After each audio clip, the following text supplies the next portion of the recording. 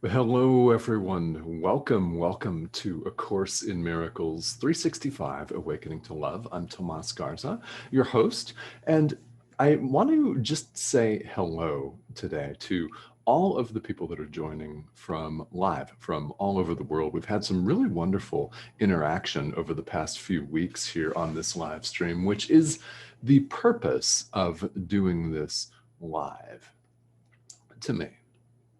I used to do live radio. I'm a podcast and show host. And in fact, I started out doing live internet radio. And I love the dynamic. I love the dynamic of not knowing what's going to come out of my mouth until it happens. That's always fun because you never know what's going to come up.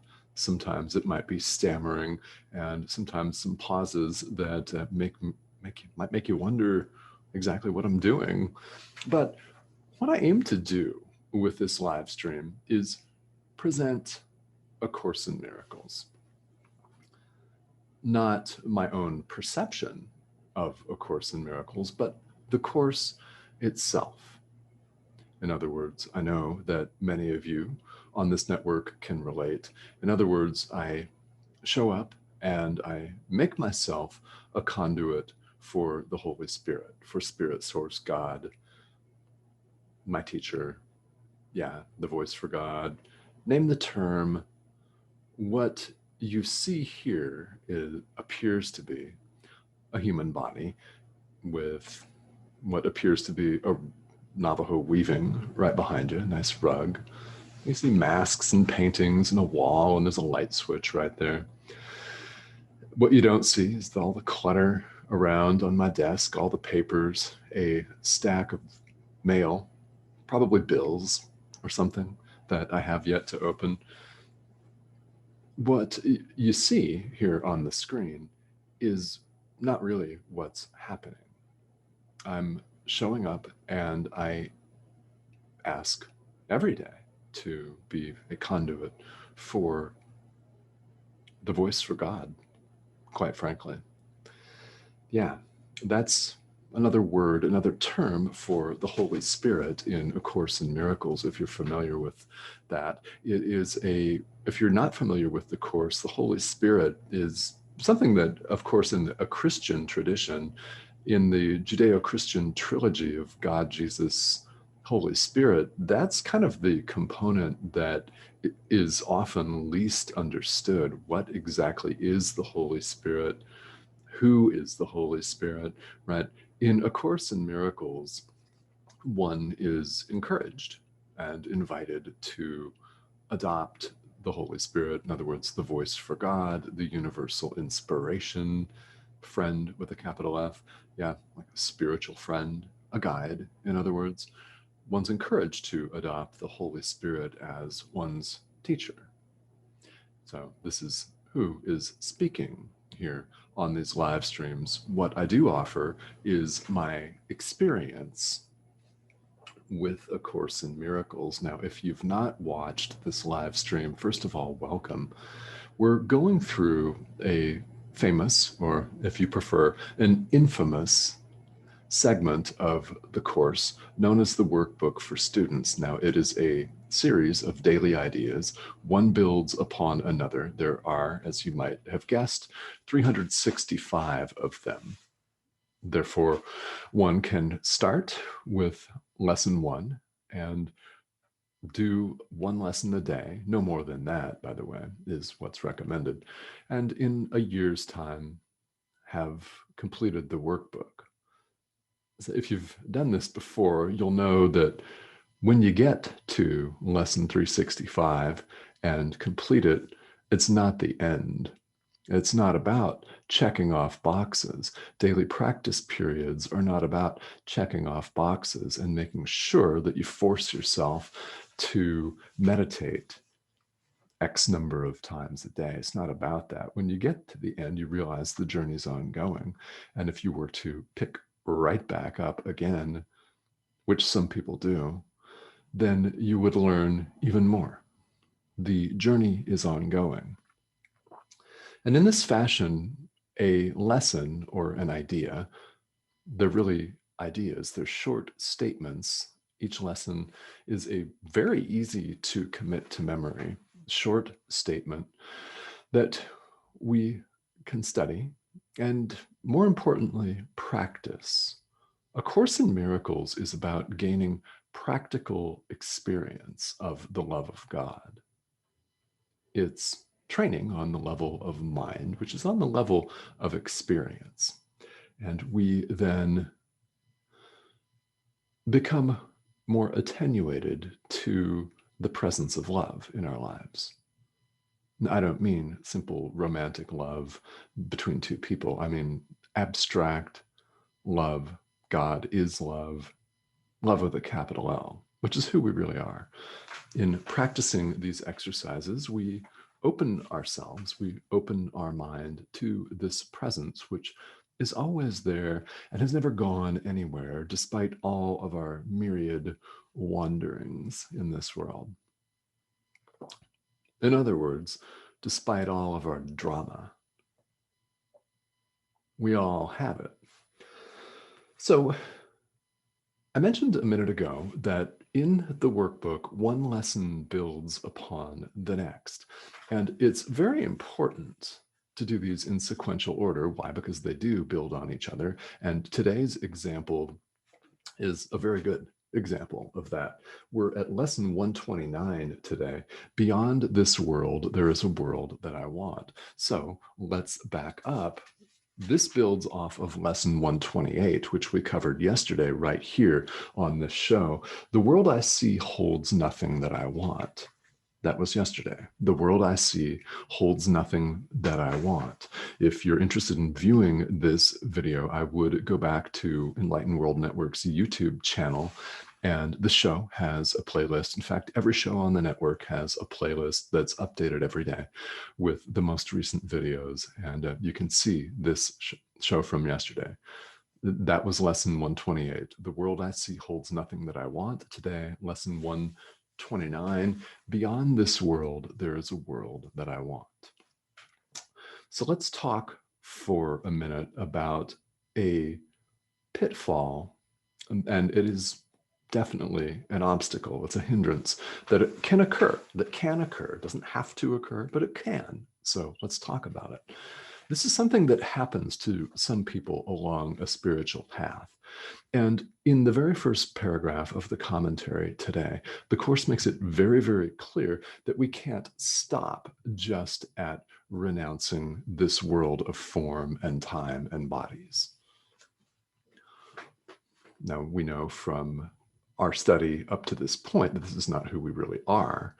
And ultimately, this is not reality. If you're just joining me, that can be a shocker, but I would go back and begin these exercises from lesson 1. And if you have questions, please put them in the comment thread. I'm more than happy to help. In fact, that's what I'm here to do. So definitely please feel free if you have comments, questions, anything that you'd like clarification on. This is why I'm here. This is why we're doing this live. So beyond this world, there's a world that I want. It's not enough just to say, okay, none of this that I'm experiencing is real, and leave it at that. Simple renunciation is not enough, because one then legitimately can ask the question, okay, what's next? What's next? If none of this is real, what's next? And if you don't get an answer on that, it's all too common for people to say, okay, what's the point? If none of this is real, what's the point? Why am I doing this? Why am I here? It's not a bad question in and of itself, but if you use it to fall into a nihilistic frame of mind that none of this exists, there's no purpose in life, I'm just going to give up and sit here, or possibly even more damaging, I'm just going to be as hedonistic and uncaring as possible, right? Because it doesn't matter anyway. Actually, it does matter. So we have lesson 129. Renunciation itself is not enough. So what we're doing in A Course in Miracles, what we're doing in spiritual practice, is taking the next step. It is not enough to simply say that the world I see holds nothing that I want. One must ultimately take the next step. Beyond this world, there is a world that I want. A Course in Miracles operates on a couple of different levels. There is a level of pure non-dualism here in the Course that we're being pointed to. Now, we're on the level of form. We appear to be in human bodies. We're subject to time and gray hair and the process of what we call aging, where everything is subject to change. We're subject to change as long as we identify with the human body as a man, woman, as a certain occupation, as a certain status in the world, right? Certain categories. Everything shifts, everything changes. It's not stable. Even if you have a period of relative stability, it doesn't last. Nothing in this world lasts. And what we really want is peace, which cannot be found in this world. However, we appear to be here, so we have spiritual practice that meets us where we are. A Course in Miracles has another much more practical level, and that's where the action is, that meets us where we are with the situation that we find ourselves in, I should say, appear to find ourselves in, and shows us practical steps to take so that we may find a way out, so that we may change our minds, so that we may change and fundamentally alter our perception. It's about choosing love or God instead of the ego, instead of fear. The more we practice this, and the workbook for students gives daily suggestions for just how to do that, and I highly recommend that you follow them as closely to the suggestions as possible, understanding that some days will be easier than others. That's part of it. It's absolutely part of it. Yeah. So what we're doing here is we perceive things wrongly when we identify with the ego. We're on a path here with A Course in Miracles as a very powerful tool to help us get there, to change our perception, to see a different world, in other words. And this is a world of peace. It's a world of joy where we begin to experience and then begin to have a constant experience of our limitlessness.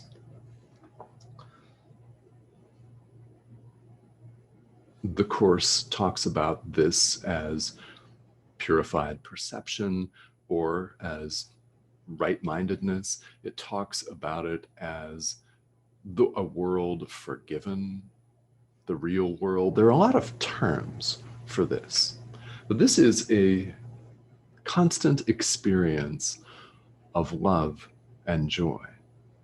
Now, who we truly are is in fact beyond even that. There is nothing in perception, even right-minded perception with the Holy Spirit, purified perception, the world we're getting to here, even that ultimately has to be set aside. But when we get to seeing the world that we want, it's very easy to do. Even that is exchanged for direct communication with God, union, awakening, enlightenment, whatever the term is that you choose to use, whatever really it is that speaks to you. I would use whatever terminology inspires you to practice. Yeah, that's what I want to say. I would use whatever terminology inspires you to practice, to get in touch with your inner teacher. Yes, do that. Yeah, if it's enlightenment, use that, right? Awakening, union with God, oneness with God, that's all beyond words. It's beyond space and time. Words can't describe it. It is direct experience that is something that we can only point toward with words. It's something that we can only point toward with a live stream. However, when we've changed our minds, when we perceive differently, We're right at the threshold of that. And as the Course puts it, God takes the final step himself, and we don't stay very long in a world of suffering. It's where we're all headed.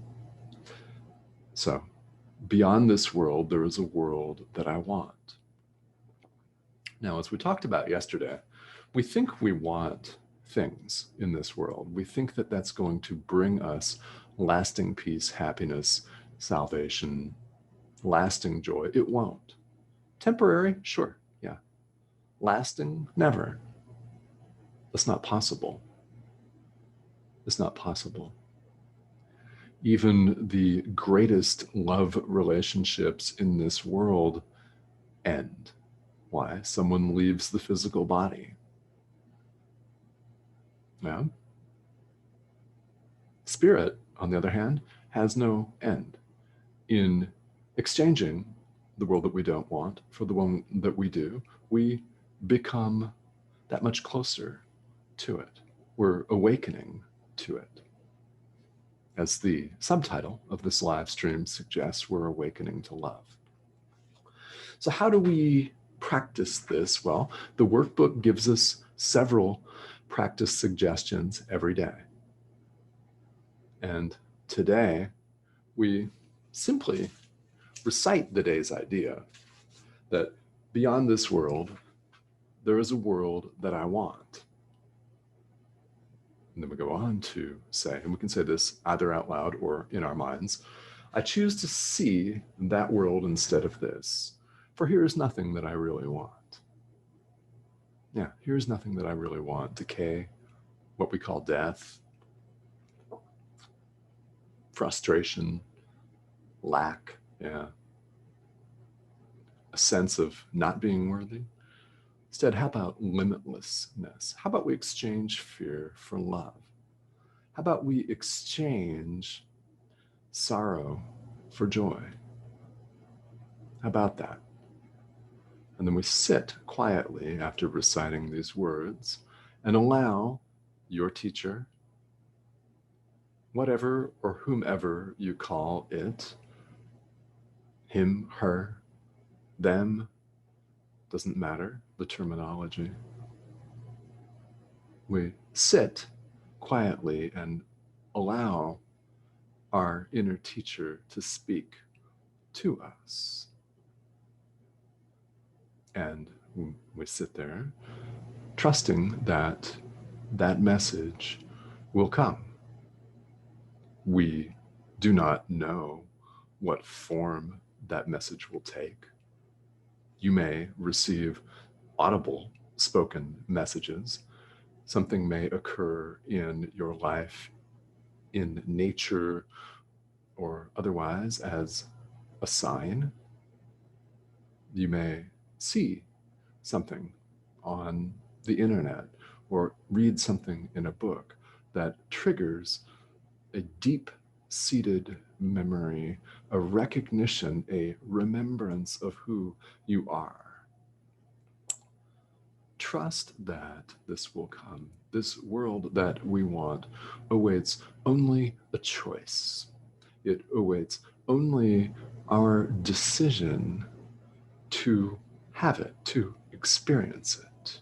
It's more of an experience because we don't possess it. It's not property. Property is a term of the ego that sees itself as cut off and separate from everyone else, which, if you're gathering from all of this, we are not separate. So how do you get to have the experience of unity, of connectedness? Well, you decide to do this. You decide to experience it, and then you decide to practice. And you do it moment to moment. That's how. It awaits only your choice.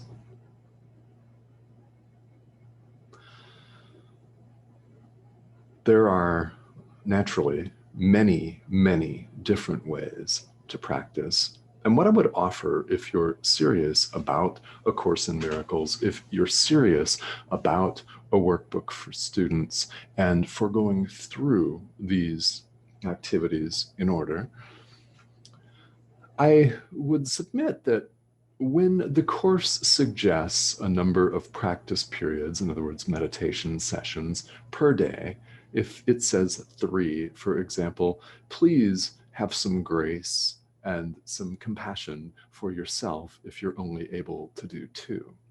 Now, when I work with people in a group setting on this workbook, whether it is in a study group or an online community, a workshop, a seminar, whatever that is, people tend to quit if they don't follow things to the letter of the suggestion. So if it's helpful to you, what I've chosen to do is to view this as a suggestion for practice and to give myself some grace, because every day is different.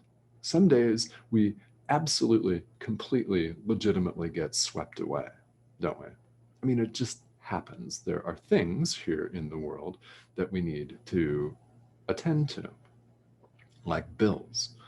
I need to attend to some of this paper that surrounds me, these unopened pieces of mail that might be bills.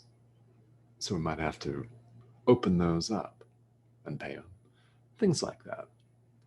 If you are able to do what the workbook suggests or what you habitually do in your practice, whether it involves A Course in Miracles or not, that's great. And on those days where you've reached the end of the day and you find you have not, please have some love and compassion for yourself and understand that we cannot expect ourselves to get this in a blinding flash of light. Now you may, and if you do, and if you have, I really want you to get a hold of me so I can have you as a guest here on the show.